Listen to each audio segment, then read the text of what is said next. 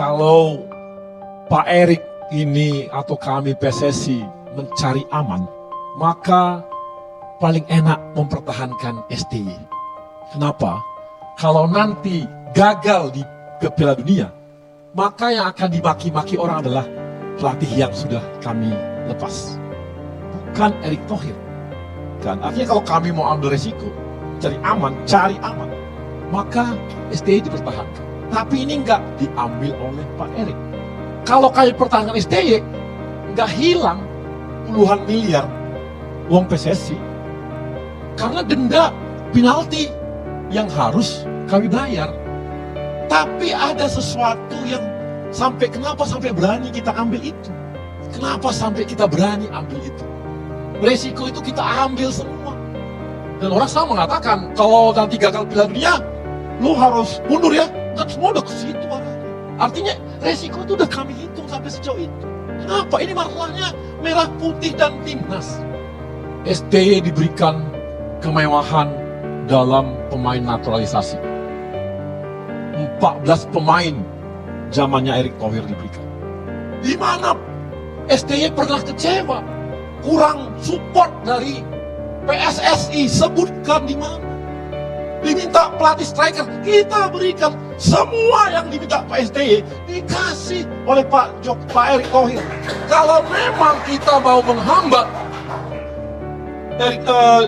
STY, nggak support dong. Tunjukkan mana yang nggak kami support tentang STY. Masih memanas, anggota Komite Eksekutif PSSI, Arya Sinulinga, menjawab kritik putra dari Shin Tae-yong, Shin Jae-won, yang membabi buta menyemprot PSSI usai ayahnya didepak PSSI. Senin, 6 Januari 2025. Shin Jae-won yang kesal mendengar kabar ayahnya dipecat itu menyebut Shin Tae-yong tak dihargai oleh federasi setelah apa yang diberikannya untuk sepak bola Indonesia. Saking kesalnya kepada PSSI, bocah bau kencur ini sampai berani menulis seperti ini di Instagram. Mohon subscribe channel ini dulu supaya gak ketinggalan berita terbaru Timnas Indonesia. Mari kita lihat bagaimana Indonesia tampaknya. Dia telah memberikan segalanya kepada Indonesia hingga mencapai titik ini. Saya sebenarnya harus bilang soal bagaimana PSSI memperlakukan ayah saya, tapi sampai sekarang masih diam. Tulis Jae-won di akunnya @shinjaewon777. Arya memaklumi amarah yang dilontarkan Shin Jae-won. Namun, Exco PSSI tersebut menyarankan untuk menanyakan juga apa yang telah diberikan federasi kepada ayahnya dan tanyakan juga apa yang telah diwariskan ayahnya kepada Timnas Indonesia. Saya rasa, sebagai anak harus kita hargai, wajar membela bapaknya. Tetapi, mungkin bisa ditanya ke bapaknya, bagaimana sikap kami selama 2 tahun ini, kata Arya di GBK Arena. Selasa, 7 Januari 2025. Arya juga mengungkit kebaikan PSSI kepada Shin Tae-yong. Namun, kebaikan yang diungkit Arya justru sudah menjadi kewajiban federasi. Kan gaji tidak pernah telat, tim pelatih, apa yang diminta Shin Tae-yong kami berikan. Shin Tae-yong minta dokter dari Korea. Artinya apa? Dokter seluruh Indonesia nggak cocok ke dia, itu pun kami kasih, ucap Arya. Dia minta pelatih untuk striker, kami kasih. Dia minta untuk, banyak hal kami kasih. Saya rasa pelatih Shin Tae-yong juga tahu apa yang kami lakukan, ujar Arya. Arya turut menyatakan kalau Shin akan tetap menerima haknya selepas dipecat. PSSI bakal memberikan uang kompensasi sesuai yang tertera dalam kontrak. Jumlahnya mencapai puluhan miliar rupiah. Angkanya sudah sesuai kontrak, puluhan miliar. Jadi, kalau ada yang bilang, kami ini kejam, ya enggak lah. Semua ini kami lakukan demi Timnas Indonesia, kata Arya. Sementara itu, kabar pemecatan STY sejatinya bukan petir di siang bolong alias bukan kabar yang mengejutkan.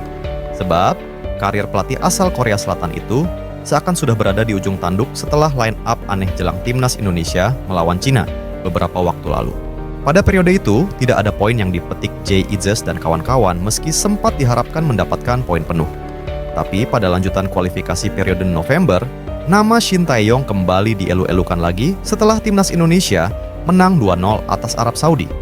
Akan tetapi, nama STY kembali berada di tepi jurang setelah Piala AFF 2024. Hingga pada akhirnya, PSSI mengetuk palu tanda kerjasama dengan ex-pelatih Timnas Korea Selatan itu berakhir. PSSI akan memperkenalkan pelatih baru Timnas Indonesia pada Minggu 12 Juli mendatang. Kisi-kisi sosok sang nakoda berasal dari Belanda. Tapi Ketua PSSI, Erick Thohir, enggan menyebut namanya sebelum peresmian. Pelatih baru tanggal 11 datang, nanti tanggal 12 kita akan adakan press conference buat media, jadi biar terbuka tanya-tanya. Dan tentu pada hari Senin kita akan bawa tour dia melihat fasilitas apa saja. Dari total asisten yang sudah masuk namanya ada 2, karena salah satunya akan fokus ke U23 dan beberapa lagi kayak video analis macam-macam. Kontraknya 2+2. Kandidat pelatih mengerucut pada satu nama, Patrick Kluivert. Legenda Barcelona itu diproyeksikan jadi suksesor Shin Tae yang memimpin tim Merah Putih menatap pentas dunia.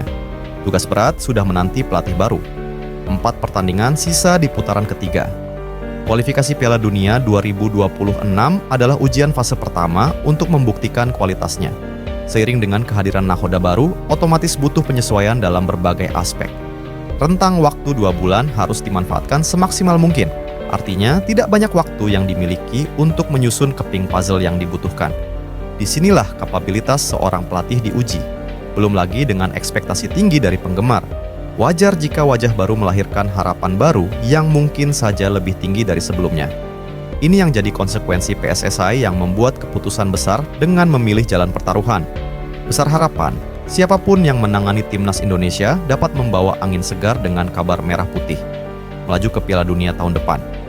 Jika Indonesia gagal ke Piala Dunia 2026, bukan pelatih baru yang akan dihujat netizen, tapi yang pasti Ketua Umum PSSI, Erick Thohir dan seluruh jajarannya. Selanjutnya, ada 5 pemain keturunan Grade A yang menyatakan minatnya untuk gabung Timnas Indonesia jika nanti Patrick Kluivert latih skuad Garuda.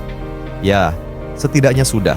Ada 5 pemain keturunan Grade A yang berpotensi gabung Timnas Indonesia dalam waktu dekat. Ke-6 pemain ini sejatinya sudah lama dikaitkan dengan skuad Garuda, tapi waktu itu menolak bergabung ke Timnas Indonesia karena mereka merasa tidak cocok dengan gaya permainan Shin Tae-yong. Dengan kehadiran Kluivert sebagai nahkoda baru, para pemain keturunan Grade A itu kini berbondong-bondong menyatakan bersedia untuk memperkuat Timnas Indonesia. Kluivert memang masih minim pengalaman melatih, namun satu hal yang perlu digarisbawahi, ia adalah legenda Timnas Belanda dan membuat beberapa pemain keturunan yang dulu menolak membela merah putih kini mulai tertarik. Lantas, siapa saja pemain keturunan yang dimaksud? Temukan jawabannya di video berikutnya.